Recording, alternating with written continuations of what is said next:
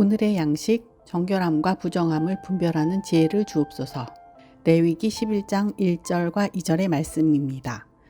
여호와께서 모세와 아론에게 고하여 그들에게 이르시되 이스라엘 자손에게 고하여 이르라. 육지 모든 짐승 중 너희 먹을 만한 생물은 이러하니.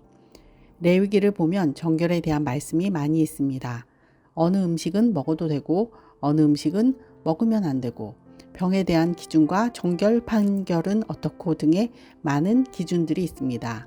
이렇게 기준이 많으니 이스라엘 백성들은 일상생활에서 항상 이것은 해도 되나 안 되나를 생각해야 합니다. 저는 이런 상황을 보며 하나님은 이스라엘을 시청각 교육으로 가르치셨구나 라는 생각이 들었습니다. 하나님은 일상에서 보이는 것으로 거룩과 부정의 기준을 알려주셨습니다.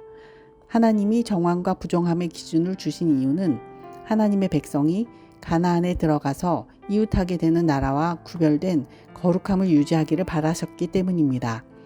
이스라엘 백성이 일상에서 정함과 부정함을 기억하게 하여 항상 거룩하신 하나님을 기억하게 하신 것이죠.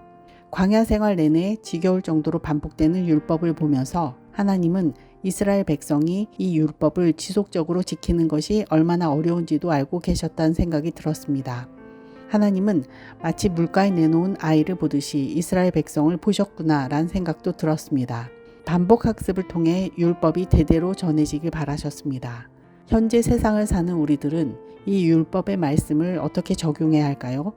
이 세상에서 정결함을 유지하는 것이 어렵다는 것을 하나님이 아십니다.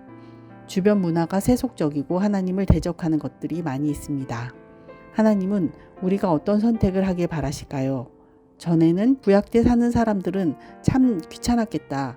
뭐 이리 해라 마라가 많냐 이렇게 생각했었는데 이제는 오히려 해야 되는 것과 아닌 것이 분명한 때를 살았던 이스라엘이 더 편했겠다는 생각이 듭니다. 세속 문화에 접해서 사는 우리들은 어느 것이 부정한 것이고 정결한 것인지 분별해야 합니다. 현재 세상에 맞는 정결함과 부정함의 기준을 이제 우리는 스스로 생각해서 판단해야 하는 것이죠. 제가 어려서는 앞에서 말씀하신 분의 기준대로 살면 되었는데 이제는 제가 스스로 생각할 부분이 많아졌습니다. 분별하고 선택하고 책임을 지는 것이 어른이 되는 과정입니다. 분별하기 위해 알아야 합니다. 알기 위해서는 배워야 합니다. 그러니 변화가 많은 세상에서 사는 우리는 계속 배워야 합니다. 빠르게 변하는 세상에서는 나이 먹는다고 저절로 배워지지 않습니다. 시행착오는 배우는 과정에서 자연스러운 것입니다. 실수를 두려워하지 않을 때 잘 배울 수 있습니다. 또한 선택하는 것은 책임을 지는 것입니다. 선택은 복종이 아닌 순종의 길을 갈 수 있게 합니다. 책임지고 싶어 하지 않는 사람들은 선택하지 않으려고 하고 남의 선택에 동조하거나 남 탓을 하며 비난을 합니다.